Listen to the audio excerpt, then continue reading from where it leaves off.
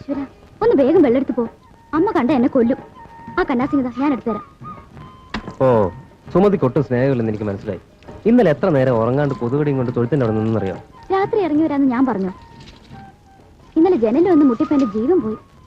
ഒരു ഇലയാണെങ്കിൽ അമ്മ ഉണർന്നതാ. ഓ പിന്നെ, നിന്റെ അമ്മയെ പോത്ത് പോലെ ഉറക്കാനുള്ള മന്ത്രമൊക്കെ എന്റെ ഉണ്ട്. എനിക്കറിയാം, വിളഞ്ഞ വിത്ത.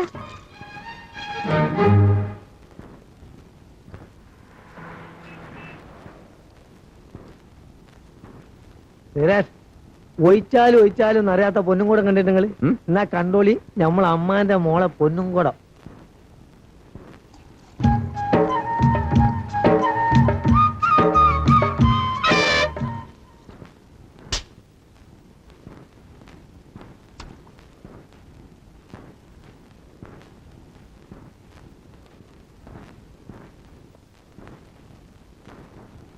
ഇതിവന്റെ ഒരു പെശകരനാടാ കുഞ്ഞാല്. ഓ എന്റെ ശ്രീധരേട്ട, നിങ്ങൾക്ക് ഇപ്പോഴും കുന്ന ഏതാണ് കൊല ഏതാണ് തിരിച്ചറിഞ്ഞൂടെ? അത് ലൈൻ തന്നെ. ഇന്നലെ രാത്രി ഓഞ്ചെന്ന് മുട്ടയെ വിളിക്കേറ്റ ചെയ്തോലോ. ഓള് തുറന്നു നിർത്തിയില്ല. ഓക്കറിയൂടെ നമ്മളെ ലോറിക്കാരുടെ സ്വഭാവം. എന്താടാ അമ്മാന്റെ മോളുമായിട്ട് ഒരു പഞ്ചാര? ഏയ്, ഒരു തമാശ. തമാശയായാ മതി.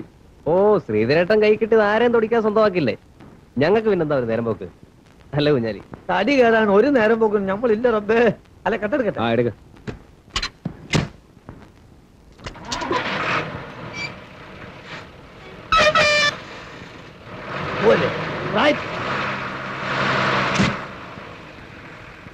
കാണാം.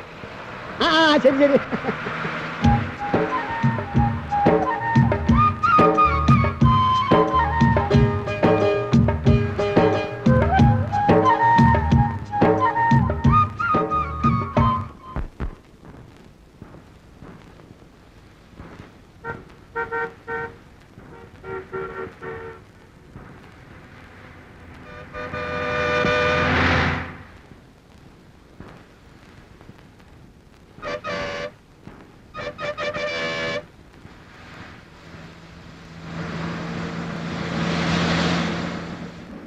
എന്താ ചരക്ക്?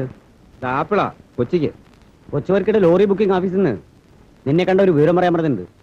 എന്താ? ഗോവിന്ദനാശാന് സൂര്യന്റെ ആശുപത്രിയില്ല. എന്താ അസുഖം? ഒരു നെഞ്ചുവേദന വന്നു പറഞ്ഞു. മേനോ ഡോക്ടർ ആശുപത്രിയില്ല. കഴിഞ്ഞ പ്രാവശ്യത്തെ ഹാർട്ടിന്റെ വരുന്നത്. എന്നാ ഞാൻ പോട്ടെ. ശരി, ഞാനിവിടെ ഇറങ്ങാം. വണ്ടി കൊണ്ട് നീ പോകും.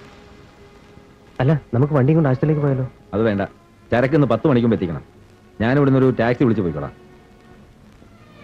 താക്കോല് പെട്ടിയുടെ ഉള്ളിലെ ബാഗില് കാശിരിപ്പുണ്ട്.